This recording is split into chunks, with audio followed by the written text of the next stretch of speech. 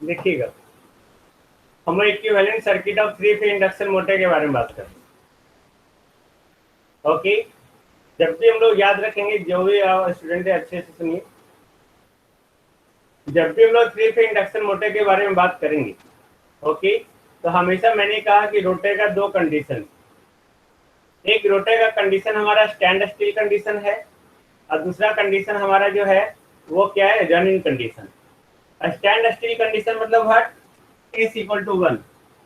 Running condition यानी कि इसका कोई भी वैल्यू जो नियर अबाउट 2% से 5% के बीच में होता है। ओके, नाउ अब जब लोग थ्री फेज इंडक्शन मोटर को स्टैंड स्टिल पर रखे होते हैं, यानी कि एस इक्वल टू 1 पे रखे हुए, और साथ साथ हम लोग रोटर वाइंडिंग को भी शॉर्ट सर्किट किए हुए। रोटर वाइंडिंग वो हमारा जो है वो शॉर्ट सर्किट किया हुआ है। ओके, शॉर्ट सर्किट करने का मतलब क्या है कि एक तो हमारा थ्री फेज इंडक्शन मोटर में दो तरह का मोटर है हमारा, एक स्क्वायरल के इंडक्शन मोटर और दूसरा स्लिप रिंग इंडक्शन मोटर। आपको पता है कि स्क्वायरल के इंडक्शन मोटर में जो रोटर बार है वो पहले से शॉर्ट सर्किटेड किया हुआ है बाय द इंड रिंग्स, है ना। I think all of you know. Okay, but SRIM में जो है हम लोग रोटर के वाइंडिंग को जो है एक्सटर्नल रेसिस्टेंस के द्वारा हम लोग उसको क्या करते हैं, शॉर्टेड करते हैं या एक्सटर्नल रेसिस्टेंस के द्वारा उसको कनेक्ट करते हैं। तो यहाँ पे अगर रोटर वाइंडिंग को हम लोग शॉर्ट सर्किट कर दिए, ओके, तो रोटर वाइंडिंग को शॉर्ट सर्किट कर दिए तो यहाँ पे जो इंडक्शन मोटर है वो कैसा बिहेव करने लगेगा, वो एक ट्रांसफार्मर की तरह बिहेव करने लगेगा, एक ट्रांसफार्मर की तरह बिहेव करेगा, बिकॉज जो स्टेटर वाइंडिंग से एनर्जी ट्रांसफर्ड हुआ टू द रोटर वाइंडिंग, यानी कि प्राइमरी से secondary, okay, that is just done by the totally induction process. ये रोटर है हमारा, ये स्टेटर है। स्टेटर में अपने थ्री फेज सप्लाई दिया, ओके, तो यहाँ से यहाँ जो रोटर में एनर्जी आ रहा है वो कैसे आ रहा है, by using the induction, by using the induction आ रहा है ना, इंडक्शन के थ्रू आ रहा है। अगर आप इसको स्टेटर को प्राइमरी वाइंडिंग कर रहे हैं, रोटर को सेकेंडरी वाइंडिंग कर रहे हैं, या स्टेटर है और ये आपका जो रोटर है, इन दैट केस जो है यहाँ जो एनर्जी ट्रांसफर हो रहा है वो टोटली इंडक्शन के थ्रू हो रहा है। ओके, यानी कि इलेक्ट्रोमैग्नेटिक इंडक्शन का प्रिंसिपल यहाँ पे वर्क कर रहा है। ओके, इन दैट केस हम लोग बोल सकते हैं कि यहाँ पे ये जो थ्री फेज इंडक्शन मोटर है, okay, that they behave like the transformer. ये पहला कंडीशन हुआ जब वो स्टैंड स्टिल कंडीशन में था तब। अब दूसरा कंडीशन क्या है कि when the rotor runs at slip S, जब वो रोटर जो है स्लिप एस के साथ रन कर रहा है तो, okay, then under running condition जो है, under running condition with the slip S, okay, the induction motor also can be considered as a transformer। क्यों? क्योंकि अगेन जो है यहाँ पे आपको याद होगा, अगर ट्रांसफार्मर है तो ट्रांसफार्मर में जो प्राइमरी वाइंडिंग और सेकेंडरी वाइंडिंग एक दूसरे के रूप में यहाँ पे स्टैटिक है, और वहाँ पे जो फील्ड है, जो मैग्नेटिक फील्ड आपका प्राइमरी वाइंडिंग में लिंक हो रहा है वही मैग्नेटिक फील्ड आपका सेकेंडरी में लिंक हो रहा है। ओके, तो यहाँ पे यानी कि जो प्राइमरी वाइंडिंग में आपका मैग्नेटिक फ्लक्स लिंक हो रहा है और जो सेकेंडरी वाइंडिंग में लिंक हो रहा है, दोनों फ्लक्स के बीच में रिलेटिव मोशन क्या है, जीरो है। यानी कि दोनों फ्लक्स एक दूसरे के बीच, एक दूसरे के रिस्पेक्ट में क्या है, स्टेशनरी है। तो अगर हम लोग थ्री फेज इंडक्शन मोटर में ये शो करें कि यहाँ पे जो भी आपका फील्ड फ्लक्स प्रोड्यूस हो रहा है स्टेटर के द्वारा और आरएमएफ का जो फील्ड फ्लक्स है, अगर दोनों एक दूसरे के रिस्पेक्ट में स्टेशनरी हो, देन हम लोग उसको ट्रांसफार्मर की तरह बिहेव कर सकते हैं। और ऑब्वियस है ऐसा होता ही है, क्योंकि हम लोग जानते हैं कि जो भी रोटर के द्वारा आरएमएफ प्रोड्यूस हो रहा है और स्टेटर के द्वारा आरएमएफ जो प्रोड्यूस हो रहा है वो एक दूसरे के रेस्पेक्ट में क्या है, स्टेशनरी है। कहने का मतलब क्या है कि RMF speed of stator field और रोटर फील्ड, है ना, या ये जो हमारा सिंक्रोनस स्पीड से रोटेट कर रहा है, ये भी सिंक्रोनस स्पीड से रोटेट कर रहा है, तो दोनों के बीच का स्पीड डिफरेंस क्या हो गया, जीरो। यानी कि रिलेटिव स्पीड क्या हो गया, जीरो। जब रिलेटिव स्पीड जीरो हो रहा है तो यानी कि एक दूसरे के रिस्पेक्ट में फील्ड क्या है हमारा, स्टैटिक। जब फील्ड हमारा एक दूसरे के रिस्पेक्ट में स्टैटिक है, इन दैट केस हम लोग बोल सकते हैं कि यहाँ पे ये ट्रांसफार्मर के दो वाइंडिंग की तरह इस्तेमाल हो रहा है, जहाँ पे दोनों वाइंडिंग जो है कांस्टेंट और स्टैटिक फ्लक्स के द्वारा जो है, स्टैटिक कहने का मतलब कि रिलेटिव स्पीड ओके के रिस्पेक्ट में जो है एक दूसरे के साथ इंड्यूस हो रहा है। ओके, देन हम लोग बोल सकते हैं यहाँ पे जो 3 फेज इंडक्शन मोटर है, okay, they are running with the slip s और they are stationary. In both condition जो है हम लोग 3 फेज इंडक्शन मोटर को ट्रांसफार्मर की तरह बिहेव कर सकते हैं। आई थिंक इट्स ओके, है ना। ना अब जो है हम लोग यहाँ पे इक्विवेलेंट सर्किट को ड्रॉ करना चाहें, 3 फेज इंडक्शन मोटर का इक्विवेलेंट सर्किट ड्रॉ करना चाहें, देन हम इसको ट्रांसफार्मर की तरह ड्रॉ कर सकते हैं।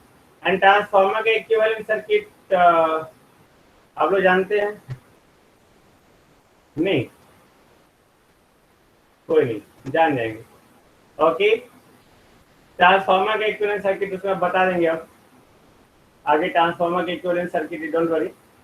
तो हम लोग ट्रांसफार्मर की तरह इक्विवेलेंट सर्किट ड्रॉ कर सकते हैं। ओके, तो आप ये सोचो कि ट्रांसफार्मर में जो लोड है वो लोड हमारा कैसा है, इलेक्ट्रिकल या मैकेनिकल? ट्रांसफार्मर में जो लोड है, लोड हम लोग कहाँ लगा रहे हैं? ट्रांसफार्मर में लोड हम लोग लगा रहे हैं सेकेंडरी के क्रॉस। तो सेकेंडरी के क्रॉस जो लोड है हमारा, वो इलेक्ट्रिकल लोड होता है या मैकेनिकल लोड होता है? Anyone tell me? Of course electrical load होता है ना। और बट यहाँ पे 3 फेज इंडक्शन मोटर में अगर हम बात करें तो सेकेंडरी के साथ जो लोड लगा हुआ है, यानी कि रोटर वाइंडिंग के साथ जो लोड लगा हुआ है, वो कैसा लोड है? मैकेनिकल लोड है ना। यही कारण है कि हम लोग मैकेनिकल लोड को इक्विवेलेंट इलेक्ट्रिकल लोड के द्वारा कन्वर्ट करते हैं या रिप्लेस करते हैं, जिसको हम लोग कहते हैं फिक्टिशियस रेसिस्टेंस। तो फिर से ये आ गया फिक्टिशियस, है ना, फिक्टिशियस रेसिस्टेंस। ओके, इसको हमने यहाँ पे आर के द्वारा डिनोट किए, जिसका value R2 1 minus S by S, जो हम लोग बात कर चुके हैं। ओके, यानी कि अगर हमारा लोड मिल गया, लोड रेसिस्टेंस मिल गया, तो इन दैट केस हम लोग इक्विवेलेंट सर्किट इजीली ड्रॉ कर सकते हैं, इजीली। ओके, नाउ वी सी, अब अगर हम लोग जो है input voltage V1 the,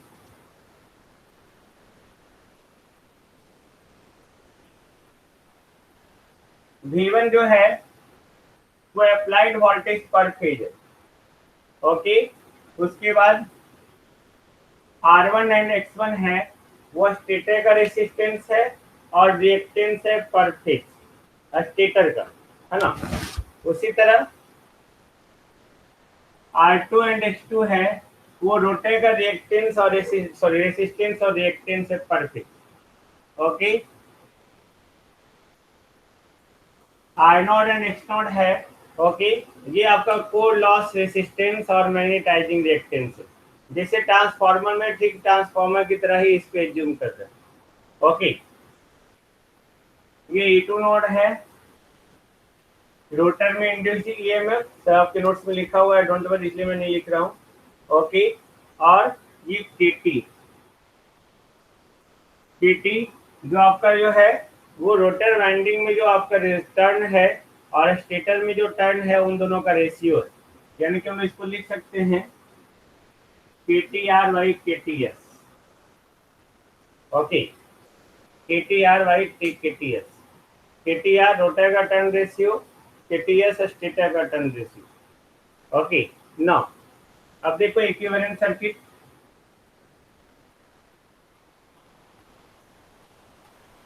this one, इसको बस थोड़ा सा समझ लो, ट्रांसफार्मर का हम 1-2 दिन में बता देंगे, है ना। ओके, ये सारा ट्रांसफार्मर के जैसा ही है, अगर आप ट्रांसफार्मर पढ़ते तो ये समझ में आता अच्छे से।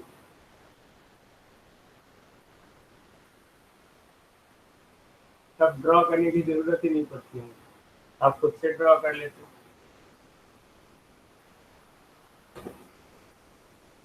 थैंक्स ऑफ दिमाग।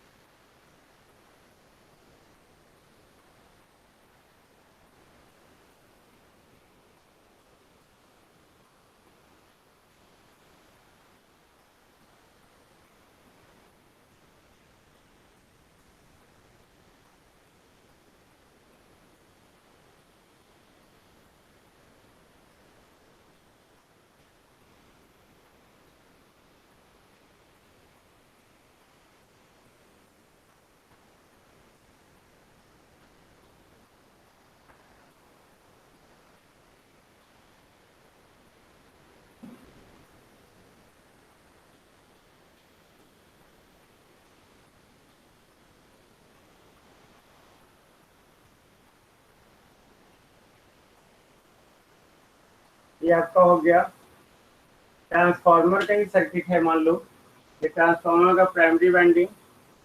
ओके, ये प्राइमरी वाइंडिंग को इंडिकेट कर रहा है।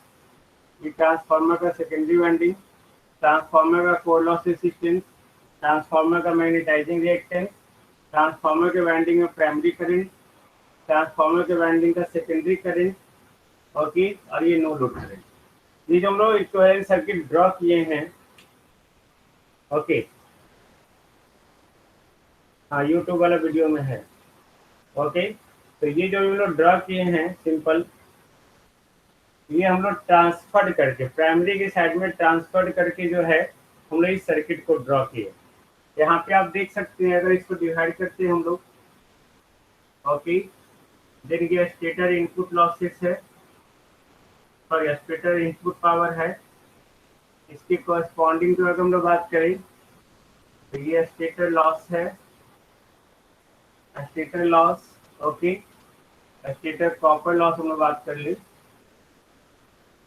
ये जो है कोर लॉस है, जिसमें रोटर और स्टेटर दोनों को इंक्लूड किया गया।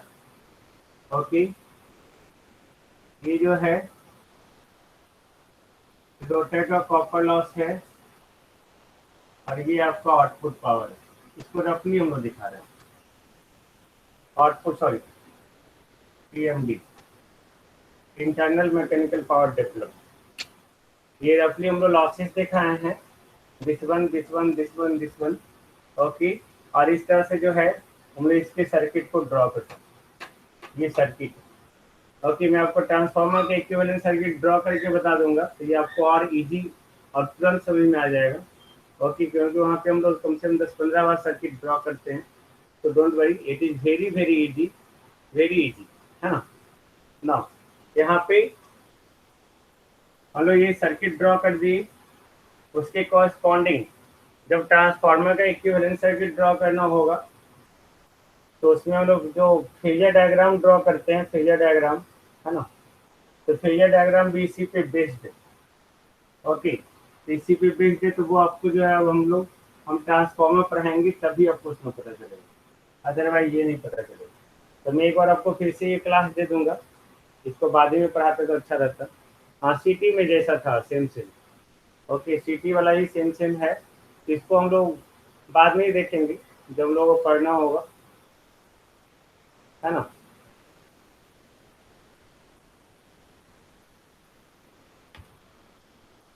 ओके,